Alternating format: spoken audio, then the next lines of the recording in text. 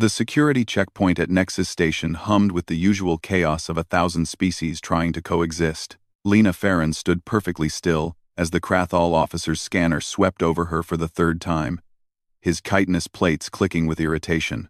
"Human," he said, mandibles twitching. "Explain why the Alpha's cubs are following you." Lena glanced over her shoulder. 3 juvenile Vorkosh, each the size of a shuttlecraft, sat on their haunches behind her, their crystalline eyes fixed on her with unwavering attention. The boldest, Dreka, had his massive head tilted slightly, as if curious about the holdup. "They don't trail anyone," Lena said simply, turning back to face the officer. The Krathal's secondary arms flexed in what might have been confusion or alarm. Around them, the checkpoint had fallen silent. A silicate merchant had frozen mid-transaction. A group of Zenthari diplomats watched from behind reinforced barriers, their translator devices chattering nervously. "You misunderstand," the officer said, his tone sharpening. "The Vorkosh Alpha's offspring follow no one. They are apex predators from birth. They do not attach." "I know," Lena replied. The officer's scanner beeped. "Clean. No contraband. No weapons. No biosigns that shouldn't be there. Just one unremarkable human freighter pilot in worn coveralls." He looked past her at the cubs again. Dreka yawned, revealing rows of teeth that could shear through titanium plating. "They've been following you since you disembarked from your ship. Surveillance shows them waiting outside your vessel for 6 hours before you emerged. The Alpha was contacted." "She is." He paused, searching for words, unconcerned. "She knows where they are," Lena said. "That's not the issue." The officer slammed a manipulator against his desk. "The issue is why. Vorkosh cubs have killed station personnel for looking at them wrong. Last cycle, one tore through a bulkhead because someone activated a high-frequency scanner near it. Yet these 3 have been docile since you arrived." "Explain." Lena shifted her weight, glancing at the long line forming behind her. A Yithri freighter captain was making elaborate gestures of impatience with all 6 limbs. "I fed them once," she said. The checkpoint fell even quieter.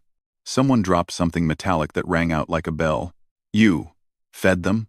The officer's voice climbed an octave, which was impressive for a species that communicated primarily through mandible clicks. "Vorkosh cubs are not pets. They're not even domesticatable. Their dietary requirements are so specific that—" "I didn't give them Vorkosh food," Lena interrupted. "I gave them mine." The officer stared. Behind her, Dreka made a low rumbling sound that might have been contentment. 18 months ago," Lena continued, "I was doing a supply run through the outer tangent. Engine trouble. Landed on Vorkosh Prime for repairs. The cubs found me while I was eating lunch outside my ship. They were young then, maybe half this size." She smiled at the memory. "They'd never seen a human before. Kept circling, trying to figure out if I was prey. So I tossed them some of my rations. Terran protein bars. Actually, peanut butter flavor." The officer's mandibles hung open. "You fed Vorkosh cubs peanut butter?" "They loved it," Lena said. "Came back every day I was there. Brought me pieces of their own kills, probably trying to trade. I shared more food. Showed them some card tricks. Let them sleep near my ship when the sandstorms hit. This is..." The officer struggled. "This violates every protocol. Every xenobiology text states that Vorkosh imprint only on their alpha, that they recognize no hierarchy outside their pack structure." "Maybe," Lena said. "Or maybe nobody tried being kind to them before." Dreka stood suddenly, and the entire checkpoint tensed.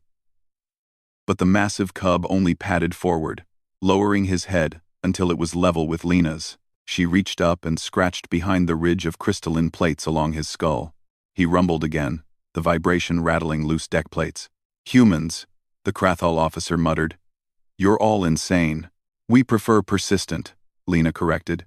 She pulled a protein bar from her pocket, peanut butter flavor, and split it 3 ways. Each cub took their piece with surprising delicacy, their massive jaws somehow gentle. "Look, I'm just passing through to pick up engine parts. I'll be gone in 6 hours." They'll probably get bored and leave. And if they don't? Lena shrugged. Then I guess they're coming with me. You can't. The officer stopped himself. He looked at the cubs, then at Lena. Then at his scanner readings that insisted she was nobody special. Just human. The Alpha, he said slowly, sent a message while we were talking. She says, he paused, reading the translation twice to be sure. She says if her cubs choose to leave with you, they leave with her blessing. She says humans understand what others don't, that strength isn't just in the hunt, it's in the pack. Lena felt something warm settle in her chest. She looked at Dreka, at his siblings waiting patiently behind him. I've got room in my cargo bay, she said, and plenty of peanut butter. The officer waved her through with a gesture that conveyed both exasperation and grudging respect. As Lena walked toward the departure gates, 3 juvenile Vorkash followed, not trailing, never trailing, but choosing to walk alongside. Behind them, the checkpoint burst back into noise. But several species watched the human go with new eyes, wondering what else they might have misunderstood about both humans and the creatures they walked beside.